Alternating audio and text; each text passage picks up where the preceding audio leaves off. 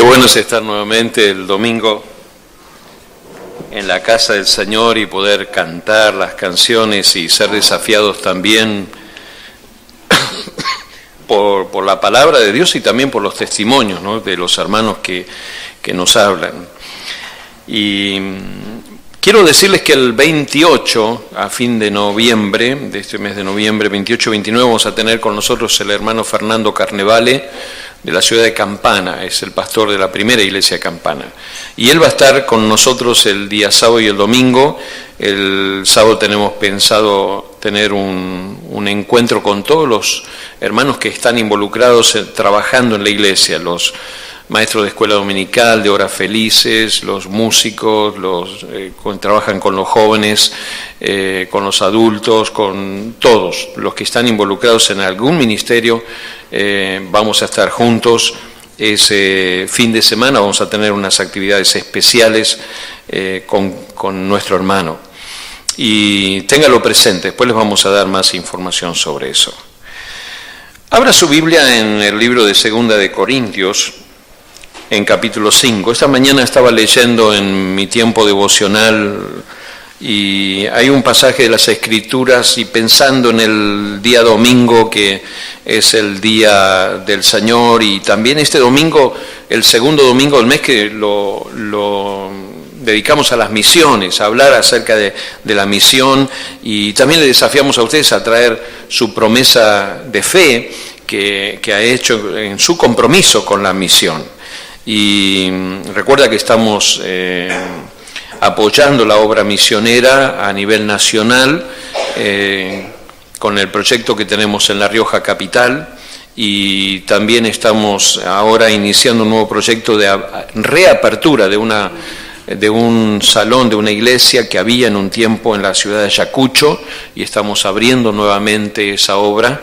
Y también estamos apoyando la obra en África, en Mozambique, también en Senegal, también en la India y también en hermano Federico Bertuzzi en Santa Fe. Y por supuesto que también estamos apoyando la obra en África, en donde está Alejandro, la familia Robles, con el Ministerio de Agua por Vida. Todos son nuestros puntos de compromisos misioneros.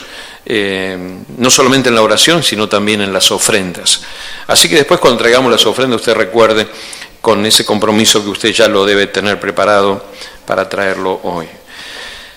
Y pensando en esta semana, en este pasaje de las Escrituras, hay un versículo que especialmente me hizo pensar, reflexionar, que está en el contexto de un pasaje muy conocido, Segunda de Corintios capítulo 5,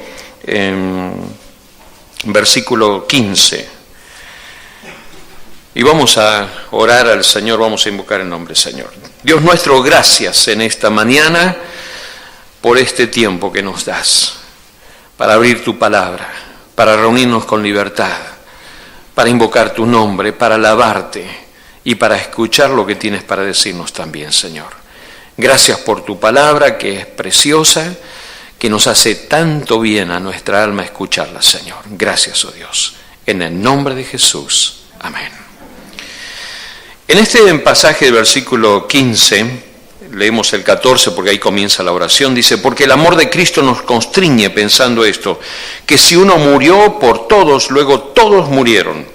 Y por todos murió para que los que viven ya no vivan para sí, sino para aquel que murió y resucitó por ellos. De manera que nosotros de aquí en adelante a nadie conocemos según la carne, y aun si a Cristo conocemos según la carne, ya no lo conocemos así. De modo que si alguno está en Cristo, nueva criatura es. Las cosas viejas pasaron y aquí todas son hechas nuevas. Y todo esto proviene de Dios, quien nos reconcilió consigo mismo por Cristo y nos dio el ministerio de la reconciliación, que Dios estaba en Cristo reconciliando consigo al mundo, no tomándoles en cuenta a los hombres sus pecados, y nos encargó a nosotros la palabra de la reconciliación. Así que somos embajadores en nombre de Cristo, como si Dios rogase: por medio de nosotros os rogamos en nombre de Cristo, reconciliaos con Dios. Al que no conoció pecado, por nosotros lo hizo pecado, para que nosotros fuésemos hechos justicia de Dios en él. Para mí el versículo 15 marca un punto central en este pasaje bíblico y le voy a explicar por qué. El tema de esta mañana es portadores de paz, portadores de paz. Y para ser portador de paz hay que experimentar un cambio en la vida. Y dice en el verso 15, y por todos murió para que los que viven ya no vivan para sí, sino para aquel que murió y resucitó para ellos. Aquí hay dos clases de vida y vamos a hablar sobre eso. En primer lugar, la antigua manera de vivir. Hay una antigua manera de vivir.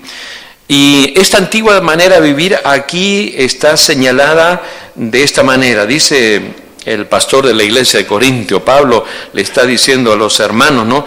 Ya no vivan para sí. Vivir para sí es una manera de vivir. Y vivir para Cristo, como dice en el mismo versículo, es otra manera de vivir. Y en este pasaje de las Escrituras encontramos que hay tres cosas que definen la vida para sí, el vivir para uno mismo, el vivir para sí mismo. En primer lugar, observen que en el mismo versículo 15 habla de valorar la vida desde el punto de vista humano, vivir para sí, ¿no? Viviendo para nosotros mismos. Es una forma de vivir que no tiene el respaldo ni el agrado de Dios. Dice en el versículo 17 después, dice, de modo que si alguno está en Cristo, nueva criatura es. Las cosas viejas pasaron. Las cosas viejas son las cosas que pertenecían antes a esa vida centrada en uno mismo, esa antigua manera de vivir, donde se valora la vida desde un punto de vista totalmente humano. Pero la antigua manera de vivir tiene otra característica más, es valorar a los demás desde un punto de vista humano también. Mire cómo lo dice en el versículo 16. Así que de ahora en adelante no consideramos a nadie según criterios humanos, meramente humanos, ¿no? La antigua manera de vivir contempla, ¿cómo me veo a mí mismo? Egoístamente. ¿Cómo veo a los demás? Y según los conceptos que tiene el común denominador de la gente, los puedo ver de una manera, los puedo ver de otra manera, los puedo ver como enemigos, los puedo ver como amigos, los puedo ver como estorbo, los puedo ver de mucha manera. Un punto de vista meramente humano, lo dice acá en las Escrituras. Se valoran las personas desde una óptica muy humana y muy humanista, que puede ser optimista, puede ser buena, pero es humana. La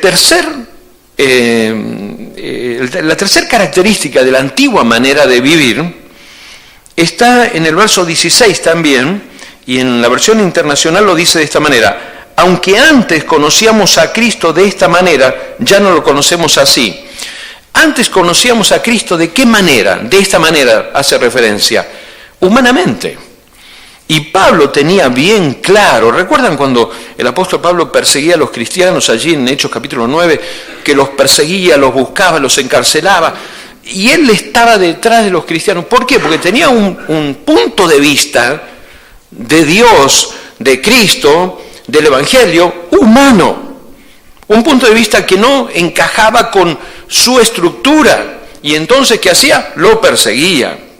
Esta es la antigua manera de vivir. Por eso me llamó tanto la atención el versículo 15, ¿no? Cuando dice, para que los que viven ya no vivan para sí. Ya no vivan para sí. No es el modelo de vida que Dios está esperando de nosotros. No vivamos para nosotros mismos. Ahora, esta forma de vivir, esta forma de encarar la vida, esta forma antigua de vivir, de encarar la vida de aquellos que hemos tenido un encuentro con Cristo, nos habla de una forma y una forma de ver la vida. Y a esto le llamamos cosmovisión. Aquí hay una definición de una cosmovisión, de cómo veo la vida, cómo vemos a la vida. Bueno, fui al diccionario y la palabra cosmovisión quiere decir, definimos cosmovisión como el conjunto de creencias y convicciones que nos condicionan a ver la realidad y determinan nuestra expresión como seres humanos en el pensar, en el sentir y en el actuar. Miren, lo que Pablo está haciendo justamente está definiendo una cosmovisión donde Dios está ausente. Dios está ausente. La antigua manera de vivir. ¿Y en qué se ve la ausencia de Dios? En cómo me veo a mí mismo, cómo veo a los demás y cómo veo a Dios. Eso define la vida de aquel que no conoce al Señor, que no conoce a Dios, ¿no? Cómo nosotros estamos viendo la vida. Y en esta forma de vivir, en esta cosmovisión que tenemos en este mundo en que vivimos, y esta cosmovisión donde Dios está ausente, Dios está afuera, o Dios está en mi concepto y no en la verdad del Dios revelado en la palabra de Dios. No es el Dios que se ha revelado en las Escrituras, es el Dios que yo modelo y que yo hago, que construyo a mi parecer, como Pablo lo hacía y como él bien lo dice acá, ¿no? Aunque antes conocimos a Cristo de esta manera. ¿Cómo lo conocíamos antes? Y bueno, ¿se acuerdan cómo lo perseguía, sujeto a las tradiciones, a su cultura, a su entorno? Y eso hace que una vida se encuentre vacía, se encuentre sin propósito, sin esperanza y sin un futuro. Ahora, el gran desafío de Pablo justamente está aquí en el versículo 15, ¿no? Para que los que viven ya no vivan para sí, ya no vivan, hagan un cambio. Y sabe, conocer a Jesucristo como Salvador es un cambio de cosmovisión. Conocer a Jesucristo es un cambio de cosmovisión. ¿Por qué? Porque Dios cambia nuestra forma de vernos a nosotros mismos. Mire cómo lo dice en este mismo pasaje más adelante. En el verso 16 dice: de manera que nosotros de aquí en adelante a nadie conocemos según la carne, y aun si a Cristo conocemos según la carne, ya no lo conocemos así. De modo que si alguno está en Cristo, nueva criatura es, las cosas viejas pasaron, he aquí son hechas nuevas. Y todo esto proviene de Dios, que nos reconcilió consigo mismo. ¿Cómo se valora la vida ahora? Hay una nueva valoración. Ya no vivo para mí, no soy el resultado de mi esfuerzo, de mi valoración. Ahora soy el resultado de Dios, del cambio que Dios hace en mi vida. La palabra nuevo que se utiliza aquí, de modo que si alguno está en Cristo, nueva criatura es, quiere decir algo nuevo, esencialmente nuevo, que no existía antes, ¿no? Déjeme darle un ejemplo. Usted dice: me compré un auto nuevo, y me detengo. Todos nos detenemos ahí. Decimos: ¿qué me quiere decir? Entonces sigue hablando: me compré un auto nuevo, lo saqué ayer de la agencia, listo, 0 kilómetros. ¿Verdad?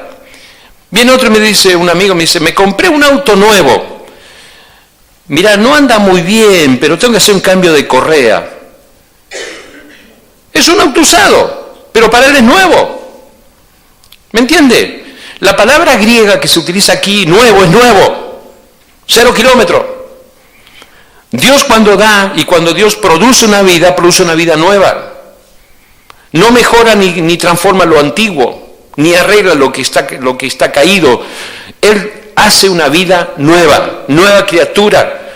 Dios produce cambios profundos, espirituales en el ser humano. Transforma, las cosas viejas van pasando y Él hace cosas nuevas en nuestra vida. Transforma la vida. ¿Por qué? Porque cuando cambiamos, cuando permitimos que Dios cambie la forma de creer, cambia nuestra forma de vivir. Y Dios cambia eso, cambia la esencia de nuestro corazón. Entonces hay una nueva cosmovisión. Dios cambia nuestra forma de vernos a nosotros mismos. Pero noten ustedes después que dice acá, en el verso 18, y todo esto proviene de Dios, quien nos reconcilió consigo mismo por Cristo y nos dio el ministerio de la reconciliación, porque Dios estaba en Cristo reconciliando consigo al mundo, no tomándoles en cuenta a los hombres sus pecados, y nos encargó a nosotros la palabra de la reconciliación. Así que somos embajadores en nombre de Cristo. hay una nueva cosmovisión y una nueva forma de ver a la gente. ¿Cuál es la nueva forma de ver a la gente? Vemos a las personas como necesitadas ¿de quién? De Dios. Vemos a las personas como necesitadas de Cristo. La nueva manera de vivir tiene estas dos particularidades que están allí, que es una vida enfocada para Cristo y es una vida reconciliada con Dios.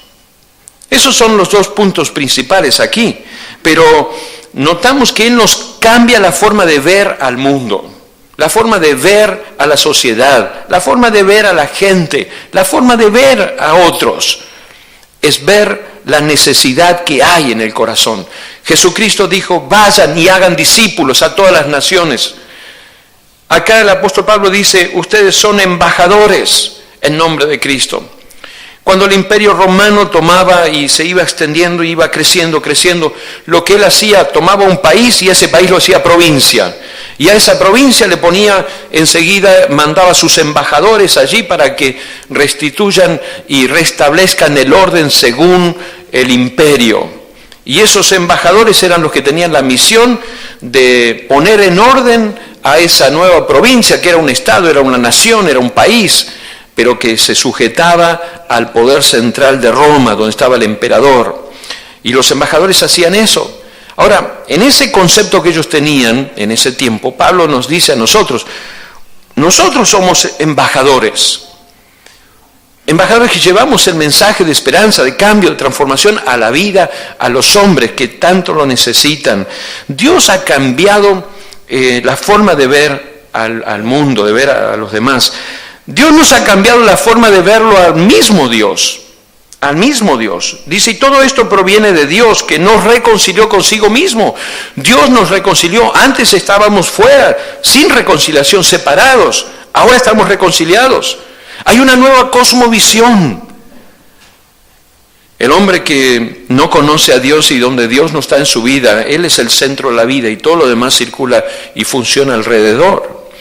Pero cuando Jesucristo viene al corazón del hombre, Dios es el centro y todo lo demás está alrededor.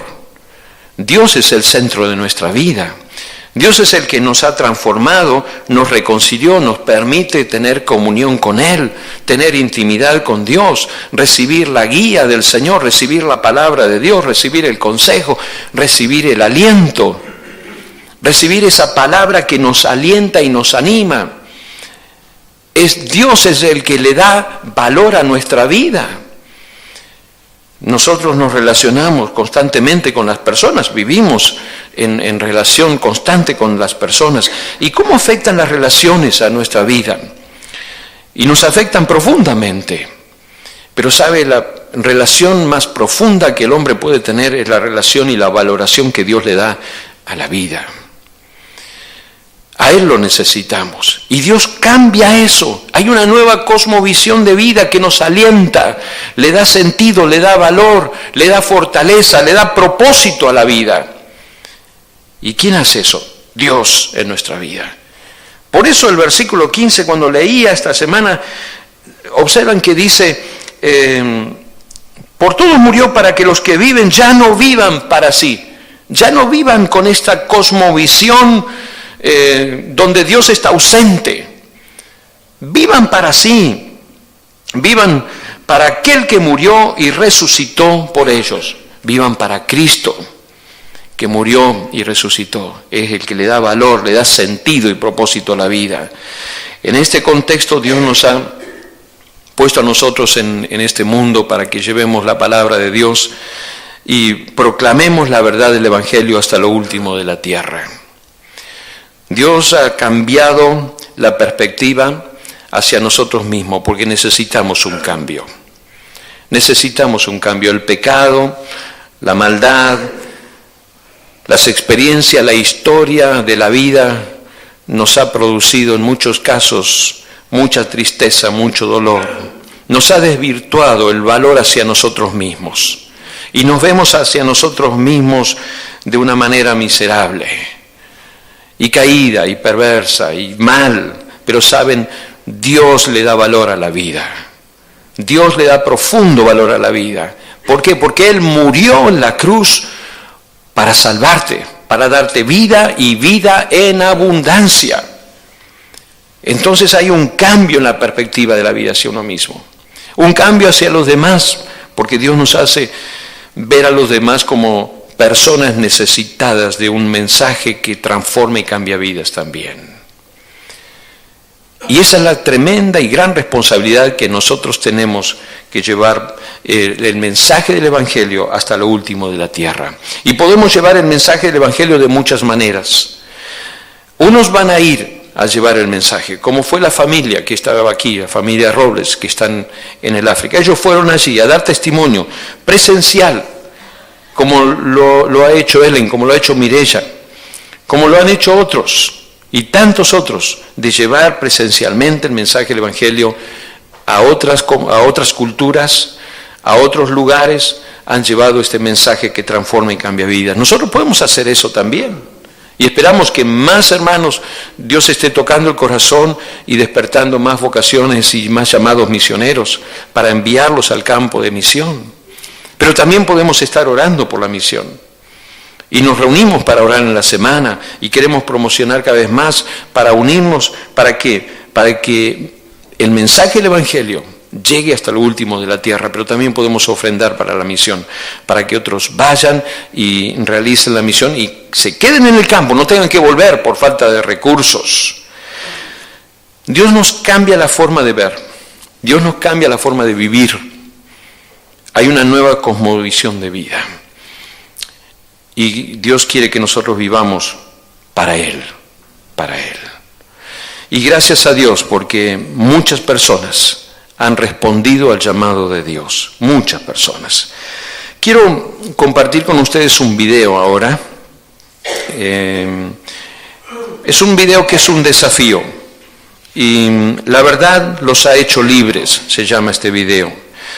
Y vamos a ver este video que es una historia verídica que ha ocurrido en el Perú y se trata acerca de la traducción bíblica, cómo el mensaje de la Biblia fue traducido y trajo libertad y produjo cambios en una comunidad que estaba con una cosmovisión justamente cerrada, caída, como menos, pero la palabra de Dios los levantó, el consejo de Dios, la palabra de Dios le produjo cambios profundos en su corazón. Vamos a ver, la verdad los ha hecho libres.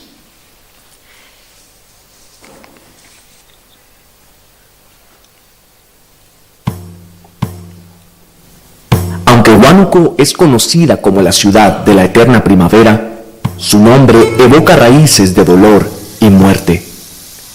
Los quechuas de esta región peruana han sido siempre menospreciados.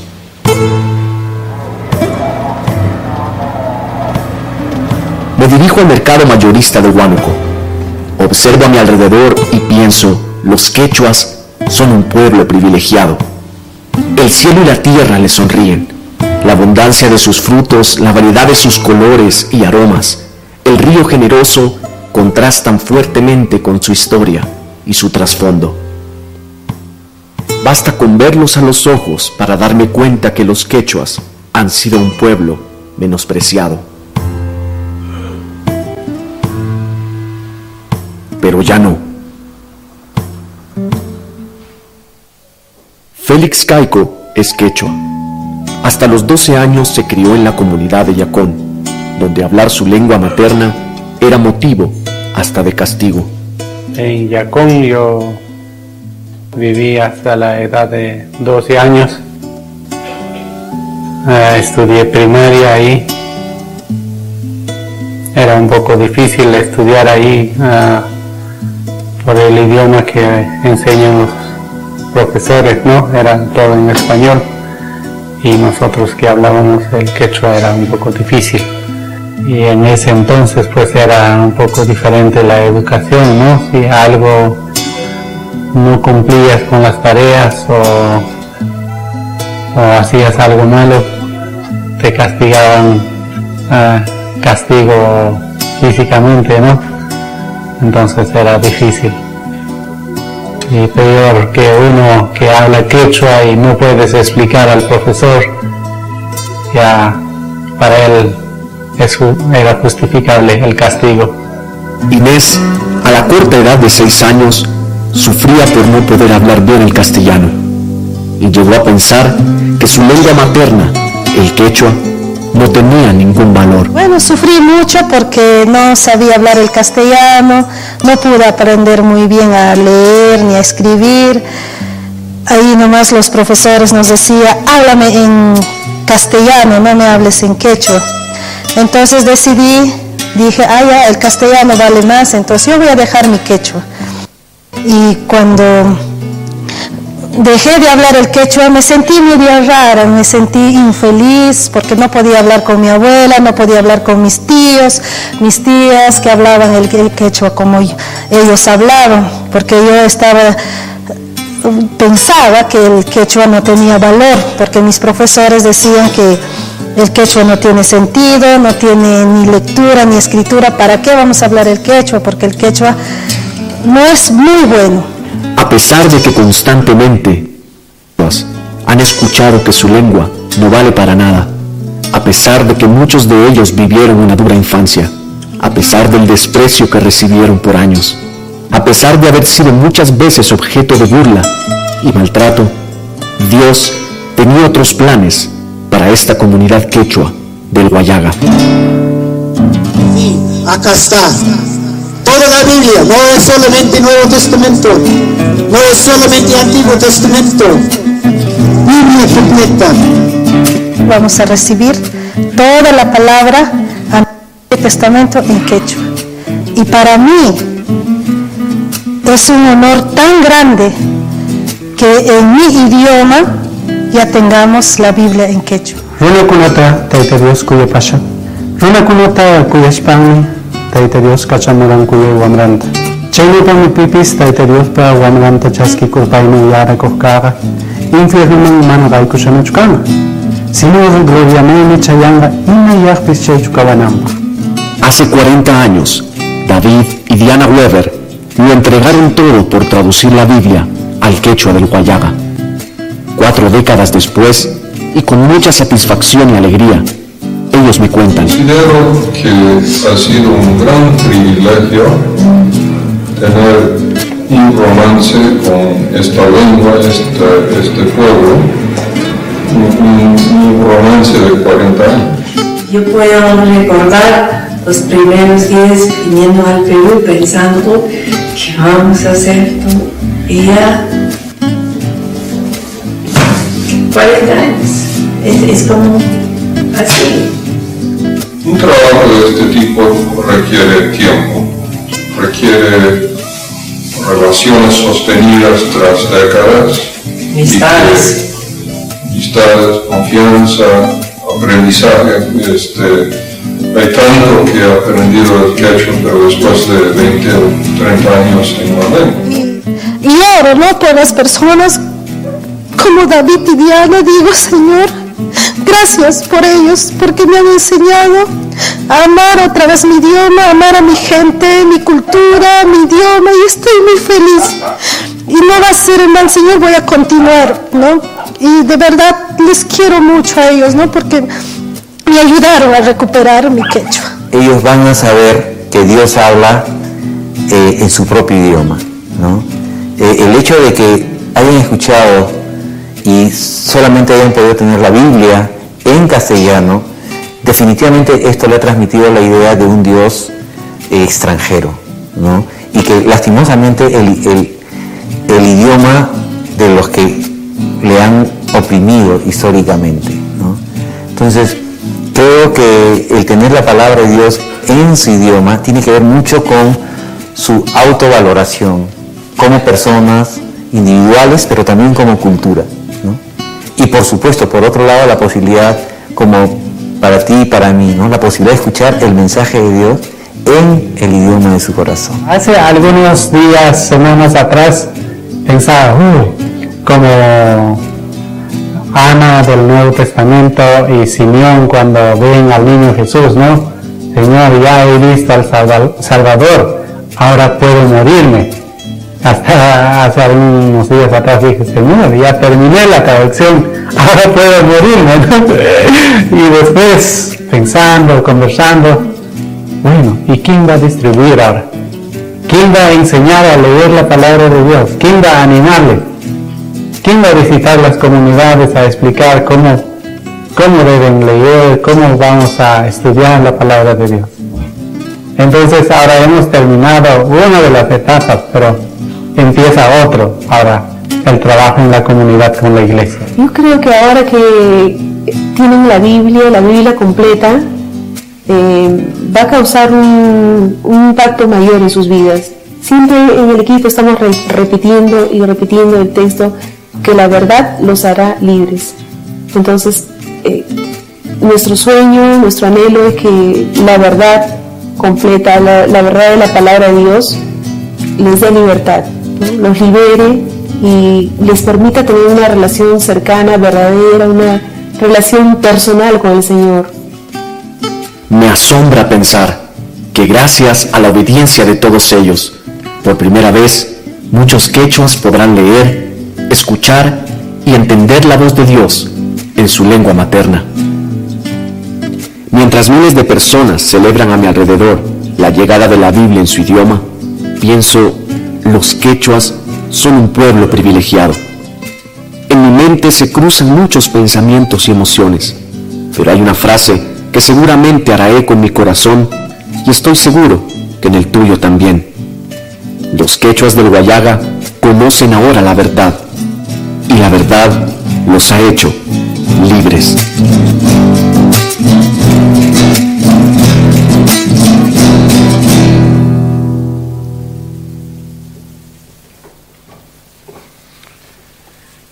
La verdad, conocerás la verdad y la verdad te hará libre, ¿no? Todavía hay 2000 pueblos etnolingüísticos que no tienen la palabra de Dios en su lengua. Todavía hay 2000 pueblos que no tienen la palabra de Dios en su propia lengua.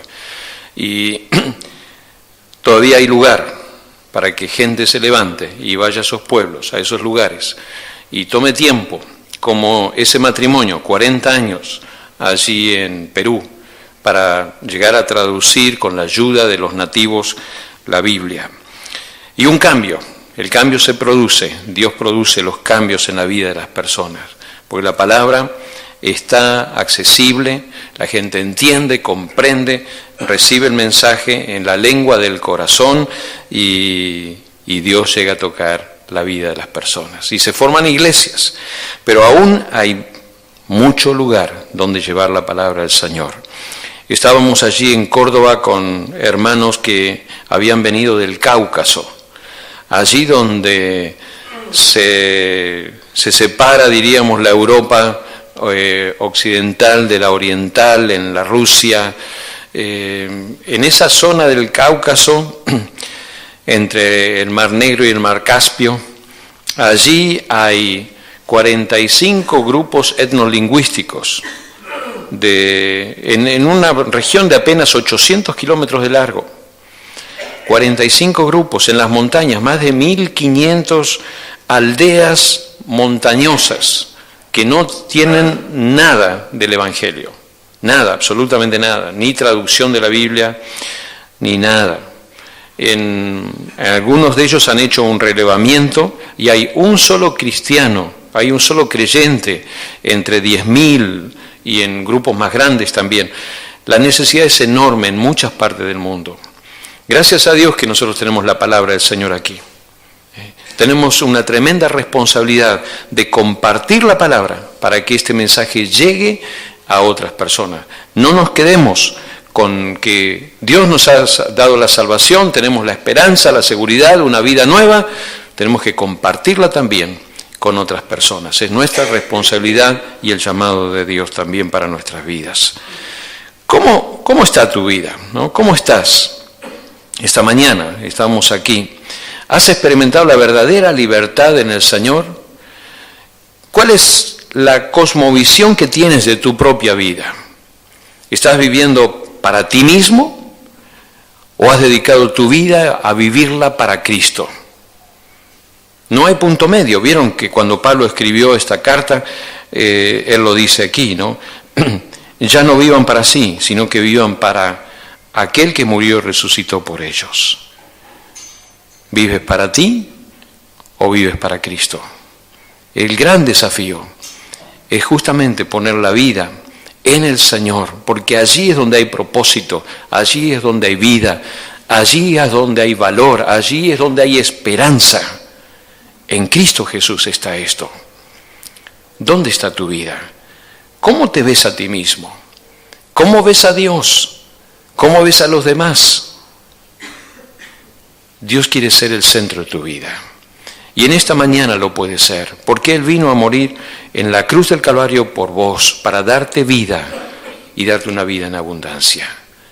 Vamos a orar cada uno de nosotros, darle gracias a Dios porque Él se ha revelado a nosotros, la palabra de Dios nos ha llegado a nosotros como le ha llegado allí a este pueblo. Y nosotros tenemos también la oportunidad esta mañana de reconciliarnos con Dios, de arreglar nuestras cuentas con Dios. ¿Cómo te ves a ti mismo delante de Dios? Señor, gracias, porque nos amas tanto a cada uno de nosotros. Gracias, oh Dios, porque tú tienes propuestas superadoras a nuestras propias propuestas. Gracias, Señor, porque tú tienes cambios que son superiores a los cambios que nosotros aspiramos y queremos. Gracias, Dios, porque tú produces una vida nueva, cambios profundos del corazón. Gracias por la esperanza que hay en ti, Señor. Gracias, Dios. Señor, aquí estamos esta mañana. Es tu iglesia que se reúne en tu nombre. Señor, te necesitamos a ti. Y te ruego, Dios, que estés obrando y tocando el corazón de cada uno de nosotros de la manera que tú sabes, oh Dios. Obra tú, Señor. Trae convicción al corazón, Señor. Señor, danos esa vida abundante que tú prometes dar, oh Dios. Gracias, Señor, porque tú lo haces. Y, Señor, clamamos también por aquellas multitudes de hombres y mujeres, de jóvenes, de niños que no han escuchado tu palabra. Y, Señor, te pedimos a ti que envíes obreros a la mies. Envía obreros, Señor, porque aún es tanto el trabajo y son tan pocos los obreros. Envía obreros, oh Dios. Levanta obreros, Señor, de aquí entre nosotros. Toca el corazón de las personas, Señor. Envía obreros a la mies, para que el mundo, Señor, pueda experimentar un cambio, una transformación de vida, porque tú solamente eres el que puede cambiar y que quieres cambiar la vida, Señor. Queremos vivir para ti, oh Dios, vivir en tu voluntad y hacer tu voluntad también. Señor, gracias por tu presencia en nuestro medio. Gracias, oh Dios. En el nombre de Jesús. Amén.